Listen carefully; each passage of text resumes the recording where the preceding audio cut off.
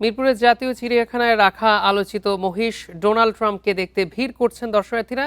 এ নিয়ে আরও জানাতে মিরপুর চিড়িয়াখানা থেকে যোগ দিচ্ছেন সহকর্মী শাহরিয়ার অনির্বাণ।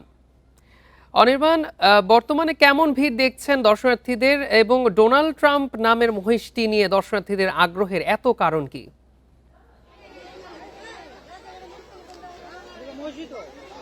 দেখুন, ঈদের পরের দিন সাধারণত দর্শনার্থীদের একটা বড় ভিড় জমে এই মিরপুর জাতীয় চিড়িয়াখানায়। তবে এবার একটু ব্যতিক্রম হয়েছে, কারণ এবার আকর্ষণের অন্যতম কেন্দ্রবিন্দু হয়ে উঠেছে আলোচিত ডোনাল্ড ট্রাম্প নামের সাদা মহিষ, অর্থাৎ অ্যালবিনো বাফেলো।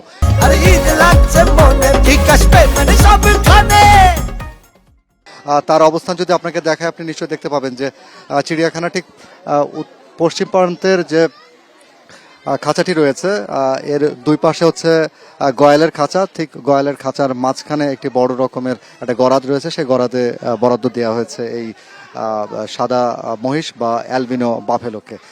সাধারণত প্রাণী সম্পদ অধিদপ্তরের পক্ষ থেকে যেটা বলা হয়েছিল, যেটি নিয়ে আসা হয়েছে শুধুমাত্র গবেষণার জন্য, কারণ এটি আসলে প্রদর্শনীর জন্য নয়। ঈদ উপলক্ষে আপাতত এখানে রাখা হয়েছে। পরবর্তীতে এই মহিষটির তার তার প্রজনন ক্ষমতা এবং পাশাপাশি এই প্রজাতিটা যেন সামনের দিনে আরও বেশি বাড়ানো যায়, সেটার চেষ্টা করবে মৎস্য প্রাণী সম্পদ অধিদপ্তর। চিড়িয়াখানা কর্তৃপক্ষ আমাদের কাছে একটি বিষয় খুব স্পষ্ট করেছেন যে এখন পর্যন্ত এই আলোচিত সাদা মহিষটি খাবার দাবারের বিষয়ে তারা বেশ সচেষ্ট রয়েছেন।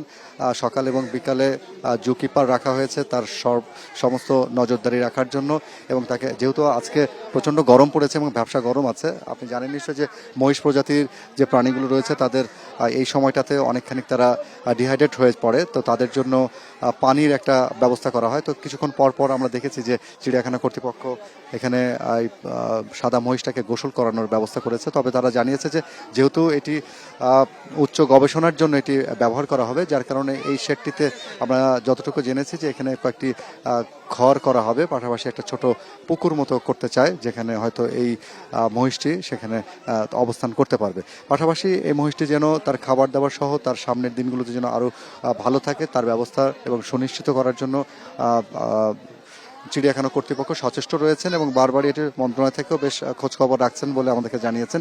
এর বাইরে যদি আপনাকে বলি, চিড়িয়াখানার অন্যান্য প্রায় 2600 প্রজাতির প্রাণী রয়েছে, সেই প্রাণীগুলোর খাঁচাতেও কিন্তু সাধারণ মানুষের ভিড় রয়েছে। তো তারাও এখন সাধারণত বাঘ ভাল্লুক থেকে শুরু করে জিরাফ, বেশ কিছু প্রাণী রয়েছে যে আকর্ষণীয় প্রাণী, সেই প্রাণীগুলো তারা দেখছে। এবং সেই সাথে আমাদেরকে চিড়িয়াখানা কর্তৃপক্ষ আরেকটা বিষয় জানিয়েছে যে যারা দর্শনার্থী রয়েছে তাদের আকর্ষণের জন্য আরও বেশ কিছু নতুন প্রাণী নিয়ে আসা হবে, যার মধ্যে 4টি চিতা রয়েছে এবং পাশাপাশি আরও বেশ কিছু আফ্রিকান প্রাণী রয়েছে। আর নতুন প্রাণীর মধ্যে 4টি বাঘ নতুন প্রাণী জন্মেছে এবং জিরাফের বাচ্চা একটি জন্মেছে। এই ছিল আমার কাছে চিড়িয়াখানা থেকে সর্বশেষ। মিরপুর চিড়িয়াখানা থেকে জানাচ্ছিলেন আমাদের সহকর্মী।